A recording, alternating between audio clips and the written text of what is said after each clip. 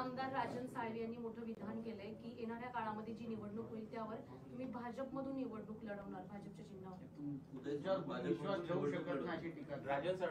असं कोण बोलले?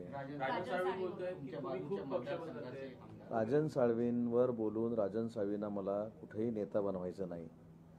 राजन साळवींना माझ्या निवडणुकीपासून मी 2004 पासून ओळखतो. मला राजकीय काही नियम पाळायची सवय आहे. आता निष्ठेचा जर विषय आला तर मीच 2004ला निवडणूक लढवली पहिल्यांदा राष्ट्रवादी काँग्रेस पक्षातनं. मग आता काही उत्तर त्यांना पण द्यावी लागतील जे मी कधी बोलत नाही. त्याच्यावर राजन साळवी साहेबांचं जे काही मत आहे ते काही मनावर घेत नाही. ते मनावर घ्यावं असं देखील मला वाटत नाही. आणि माझ्यासारख्यानं राजन साळवींच्या मतावर माझं मत व्यक्त करून त्यांना मोठं करण्याची काही आवश्यकता नाही.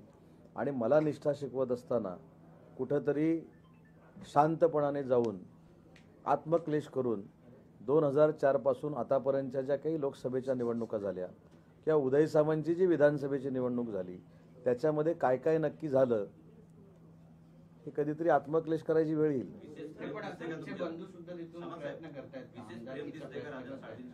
राजन साळवी हे विधिमंडळातले माझे सहकारी आहेत. जरी ते उभाटा पक्षाचे आमदार जरी असले, पूर्वीच्या खासदारांचं रिफायनरीबद्दलचं मत वेगळं असलं, ह्यांचं जरी मत वेगळं असलं, आता तो पण अभ्यास आपण करा. माझ्यावर टीका करत असताना माननीय विनायक राऊत ज्यावेळी तिथले खासदार होते त्यावेळी खासदार साहेब काय सांगत होते असताना की मला रिफायनरी नको आहे, आणि हे काय सांगत होते की मला रिफायनरी पाहिजे. नंतर हे 15 दिवसानं काय म्हणाले, मला रिफायनरी नको आहे. मग जी व्यक्ती 15 दिवसात एका विषयावर ठाम राहू शकत नाही त्यांनी मला सल्ले द्यायची आवश्यकता नाही. रत्नागिरी मतदारसंघावर माझा पूर्ण विश्वास आहे आणि म्हणूनच माझ्या कार्य अहवालाच्या प्रकाशनासाठी ज्यांचा पक्षाशी कुठचाही संबंध नाही असे देशातले ज्येष्ठ शास्त्रज्ञ रघुनाथ माशेलकर साहेब आले होते, विकास आमटे साहेब आले होते आणि नाना पाटेकर आले होते. त्यांच्याकडनं मला सर्टिफिकेट मिळाल्यानंतर ह्यांच्या सर्टिफिकेटची मला आवश्यकता नाही. पण 2004 पासून आतापर्यंतच्या प्रत्येक खासदारकीच्या निवडणुकीला काय झालं हे त्यांनाच विचारा, मला विचारण्याची आवश्यकता नाही.